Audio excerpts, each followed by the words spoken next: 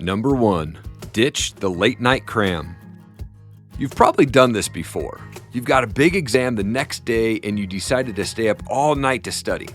Except this is probably the worst way to learn for any test because our brains just don't work that way.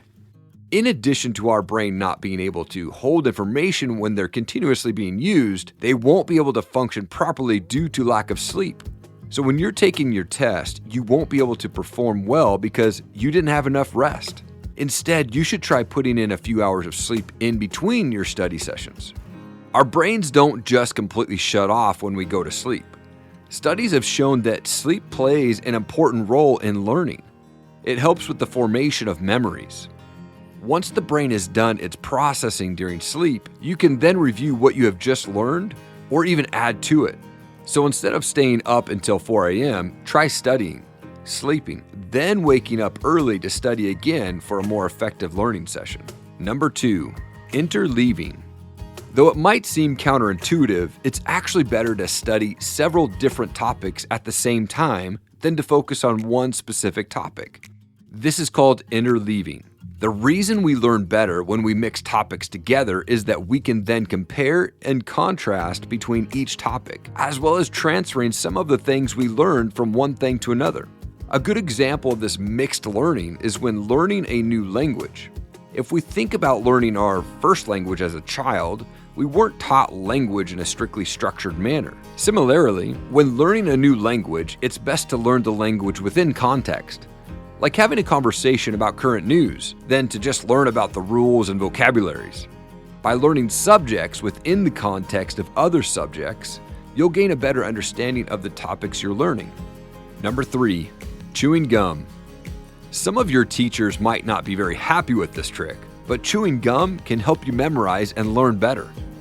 The act of chewing can enhance your alertness and reduce stress, making it easier for you to focus on your task. The repeated action of chewing can also help calm your nerves. This can be especially helpful when you're particularly anxious about the topic you need to study. Multiple studies have shown their participants performing better during stressful situations while chewing gum versus those who aren't. Chewing gum is also associated with higher productivity and fewer cognitive problems. Number 4. Hydrating. As the brain is about 75% water, it makes sense that we should hydrate when we're using it. Studies have shown that drinking water increases short-term memory retention and increases the brain's ability to process information and solve problems. While dehydrated, we're less likely to be able to recall long-term memory and will have difficulty solving even the simplest problems. A study in 2012 showed that students who drank water during their exams might increase their scores up to 10%. So grab that cup of water and chug away as you're trying to learn any new skills or topic. Number 5. Multiple mediums. As creatures of habits, we tend to stick to one thing that we know will work for us. The same goes for studying. Most people have a preferred method of learning, like flashcards or listening to lectures. The truth is, your brain might actually learn better when it receives the information in different ways. By doing this, different parts of the brain are activated. This means that your brain will understand a concept from a different perspective instead of just knowing it from one point of view. This has the added benefit of truly understanding a subject instead of just knowing surface-level information. Try a variety of ways to learn a subject. Try listening to a podcast or read a book about it. Maybe try creating flashcards or watching a documentary. Experiment with what works for you, and you'll learn that your brain can work in different ways. Number 6. Listen to music. Many people use music when they study. That's for a good reason. When listening to music, your brain can receive new information more easily. It can also help you focus on the task in front of you. Music also engages different parts of your brain, making it easier to remember certain things. When you choose the right music, it can also be a stress reliever. The sultry sound of your favorite musician can help decrease anxiety and makes you feel relaxed. And when you're not stressed out, it's easier for you to do the task at hand, including studying for that test tomorrow. Music increases your mood and just overall makes you feel good. Now, what better way to learn than when your mood is at your best?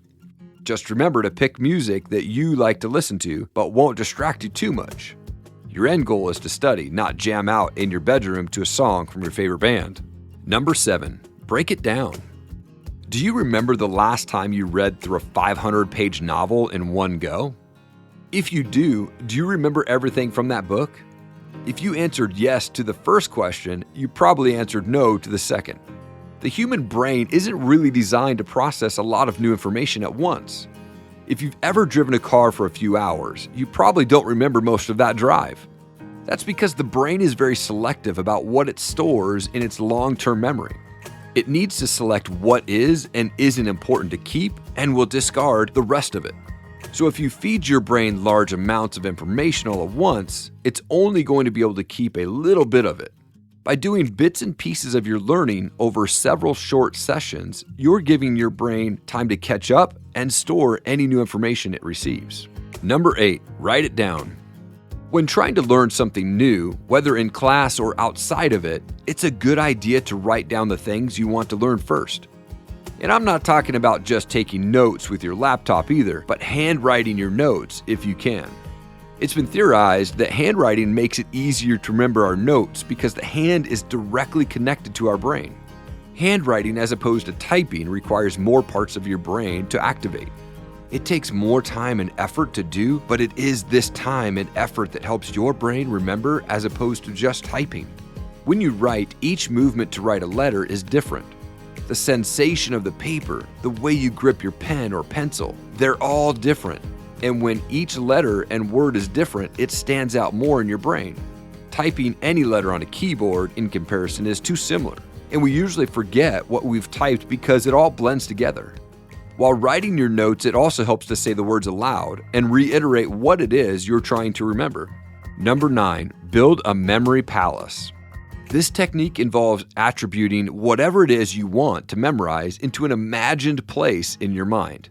It takes a while to get used to, but is highly effective once you get the hang of it. To use this technique, imagine a place you're intimately familiar with. This can be your current home or your childhood bedroom. You can expand the layout as you need, but just keep in mind to keep the existing layout the same. Once you've built your memory palace, you can input the concept you want to learn into each of the rooms or furniture within your memory palace. By associating each new concept to an item within your familiar memory palace, you'll have an easier time remembering and learning things in the future. Number 10, teach another person. Try to imagine that you are teaching another person whatever it is you're trying to learn. Studies have shown that when we prepare to teach someone else, we prepare our thoughts in a different way. We seek out the key points we want to get across and organize the information in our minds in a more logical, structured way. The act of teaching helps expand your knowledge on a subject area and will help you to retain this information more readily. Subscribe and turn on notifications so you don't miss more videos like this. Be sure to check out this playlist of our other videos, and I'll see you in the next one. Take care.